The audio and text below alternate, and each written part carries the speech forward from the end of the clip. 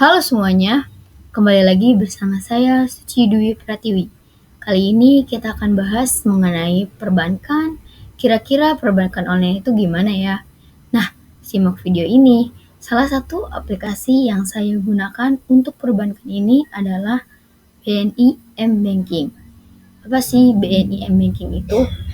Mobil banking BNI adalah penyedia jasa layanan online dari Bank BNI. BNI adalah salah satu bank tertua di Indonesia dan juga termasuk bank BUMN atau badan usaha milik negara. BNI menawarkan berbagai produk keuangan yang bermanfaat dan dibutuhkan masyarakat seperti tabungan digital, pinjaman, KPR, kartu kredit, dan produk investasi lainnya. Tabungan digital BNI adalah produk bank digital yang seluruh proses pembukuan rekeningnya itu 100% online menggunakan smartphone. Proses pendaftarannya juga hanya membutuhkan foto selfie saja dan tidak memerlukan video call.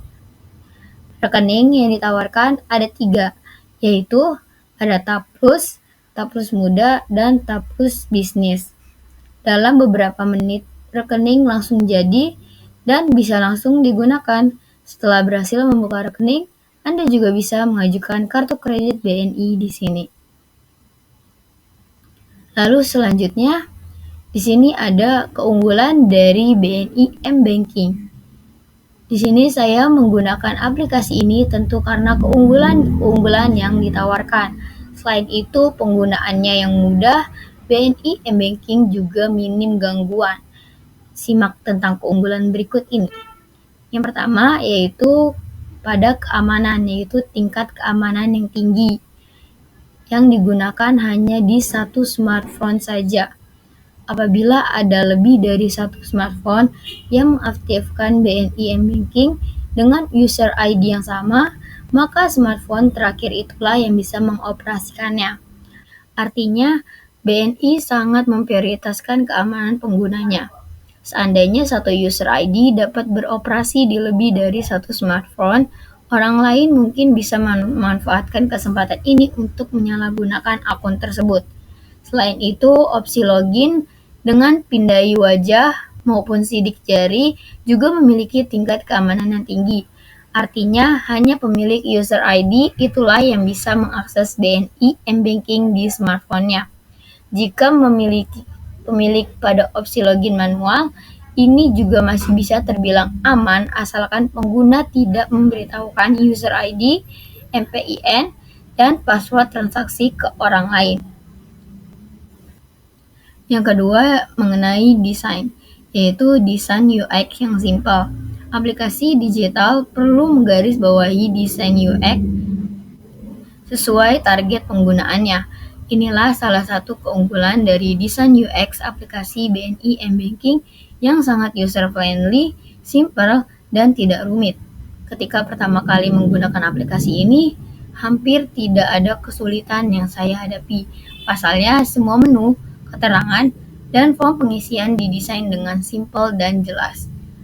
Yang ketiga yaitu mengenai riwayat transaksi. Adanya riwayat transaksi memungkinkan pengguna melihat riwayat transaksi yang mereka lakukan, termasuk jumlah debit, kredit, dan saldo rekening. Belum lama ini, BNI melakukan kebijakan untuk tidak lagi menggunakan buku tabungan, melainkan mengeluarkan e-statement sebagai bukti transaksi bulanan yang akan dikirim melalui email setiap akhir bulan. Dengan kebijakan tersebut, saya penasaran dengan riwayat transaksi rekening, merasa sangat terbantu dengan adanya fitur riwayat transaksi. Jadi saya bisa mengecek tanpa harus menunggu hingga akhir bulan ketika BNI mengirim e-statement. Yang keempat yaitu ada user ID dan MPIN. Pengingatan user ID dan MPIN yang mudah bagi pengguna yang jarang menggunakan aplikasi ini biasanya mungkin bisa lupa user ID dan MPIN mereka. Lalu gimana cara memperbaikannya? Pengguna cukup klik fitur lupa user ID maupun lupa MPIN di halaman login aplikasi. Inilah yang bisa dilakukan ketika lupa MPIN BNI M-Banking. Caranya cukup mudah. Setelah klik fitur terbaru tersebut, isi data, isi kode OTP, lalu BNI akan mengirimkan user ID maupun MPIN melalui email. Jadi tidak perlu repot-repot ke kantor cabang untuk mengurus user ID dan MPIN. Selanjutnya ada kekurangan dari BNI M-Banking. Meskipun dibekali dengan sejumlah keunggulan yang memanjakan penggunanya, nyatanya tetap ada kekurangan dari aplikasi ini. Berikut ini review BNI M-Banking. Mengenai dari mobil banking tersebut, kekurangan yang ada dalam beberapa kemungkinan. Yang pertama yaitu tidak bisa akses lebih dari satu smartphone. User ID yang sama tidak bisa diakses di dua smartphone yang berbeda. Jika demikian, maka otomatis smartphone terakhir itulah yang bisa mengakses M-Banking user ID tersebut. Mungkin hal ini terlihat sepele, namun jika pengguna sangat membutuhkan akses di smartphone yang pertama, padahal belum logout dari smartphone yang kedua, tentu ini menjadi masalah tersendiri. Yang kedua yaitu perlu konfirmasi apabila terjadi penggantian nomor handphone atau email. Pengguna BNI M-Banking harus mengunjungi kantor cabang BNI apabila mereka mengganti nomor handphone maupun email. Ini penting mengingat kode OTP, kode verifikasi, dan sejumlah data penting lainnya. Hanya bisa dikirim melalui nomor handphone dan email terdaftar. Yang ketiga yaitu tidak bisa memindahkan slot kartu SIM. Salah satu kekurangan yang agak riskan yaitu pengguna tidak boleh memindahkan slot kartu SIM yang terdaftar. Misalnya, kartu SIM terdaftar awalnya ada di slot 1, maka tidak boleh pindah ke slot 2. Bukan tanpa alasan, jika kartu terdaftar tersebut pindah, maka bisa menyebabkan transaksi gagal. Oleh sebab itu, jangan pernah tukar slot kartu SIM. Lalu ada riwayat transaksi hanya sebulan. Mencakup catatan selama 1 bulan saja, tidak bisa menampilkan catatan di hari sebelum pas sebulanan atau sebulan saat hari ini biasanya lebih dari sebulan ke belakang, maka tidak bisa melihat riwayatnya lagi. Berikut ini kita tampilkan dari tampilan login dan menu utama pada BNI M-Banking. Ini adalah tampilan login saat masuk pertama kali ke aplikasi. Yang pertama saat benar-benar masuk ke aplikasi yaitu benar-benar butuh PIN, password, dan segala macam yang dibutuhkan oleh pengguna. Lalu ketika sudah masuk dan di sana tertera juga tampilan dari menu utama saat kita sudah memasukkan password. Adapun beberapa penjelasan mengenai fitur yang ada pada menu utama. Yang pertama yaitu ada transfer. Dalam fitur transfer, memuat beberapa fitur lagi, yaitu ada transfer sesama bank, BNI, antar beda bank, virtual account billing, dana pensiun, dan lain-lain.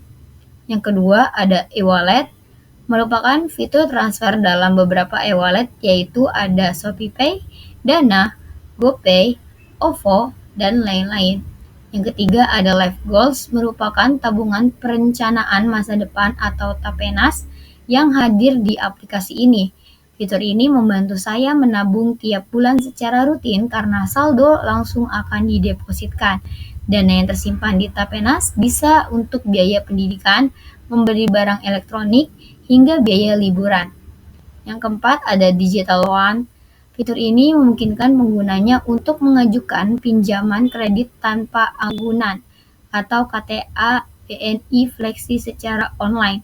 Padahal biasanya bank hanya melayani pinjaman kredit secara offline, di mana pemohon wajib datang ke kantor cabang. Dengan fitur ini, pemohon bisa mengajukan pinjaman hingga 500 juta dengan tenor maksimal 15 tahun. Yang kelima ada mobile tunai, dipakai saat ingin menarik tunai di supermarket tertentu. Yang keenam ada Jikado, yaitu pengguna bisa mentransfer sejumlah uang untuk memperingati acara tertentu seperti berbagi sukacita, empati, dan merayakan hari besar keagamaan. Selain itu, pengguna juga bisa mencantumkan stiker sesuai peringatan acaranya. Kemudian, isi nominal transfer dan pilih pembayaran melalui transfer top up mobil tunai. Adapun fitur-fitur lainnya seperti pembayaran, pembelian, investasi, My Credit Card, rekeningku, dan menu lengkap. Lalu di sini terdapat proses transaksi BNI M-Banking atau pembayaran investasi di reksadana. Ini adalah foto proses dari transaksi di BNI M-Banking yang hanya memasukkan nomor tujuan, isi kode transaksi, maka sudah berhasil transaksi. Awalnya di sini kita klik menu transfer, lalu akan keluar fitur seperti pada gambar nomor 1 dan klik virtual account billing sesuai ketentuan dari via pembayaran di reksadana. Kemudian pada gambar 2 akan ditampilkan transfer via billing dengan beberapa pengisian, yaitu ada nomor billing dan nama. Jika sudah bisa, tekan lanjut dan dalam pemrosesan memerlukan konfirmasi akun sandi juga pengisian kode sandi transaksi. Jika sudah benar dan nominal mencukupi dari ketentuannya, maka transaksi berhasil dan investasi reksadana pun berhasil dijalankan. Dari penggunaan M-Banking BNI ini, sering terjadi gangguan-gangguan atau error saat nasabah menggunakan fitur internet M-Banking ini atau saat melakukan transaksi. Karena apa? Karena ketatnya keamanan pada suatu bank, sehingga mungkin dari pengguna lain merasa risih karena transaksinya tidak dapat dilakukan secara real time dan harus menunggu dengan tepat waktu. Mungkin itu salah satu kerugian dan dapat juga dibilang keunggulan dari Bank BNI saat ini. Mungkin itu saja yang dapat saya sampaikan. Jika ada salah-salah kata atau kata yang kurang berkenan, mohon dimaafkan. Wabillahi taufiq wal hidayah. Wassalamualaikum warahmatullahi wabarakatuh. Kesepian tanpa kekasih, cukup sekian dan terima kasih. Sampai jumpa.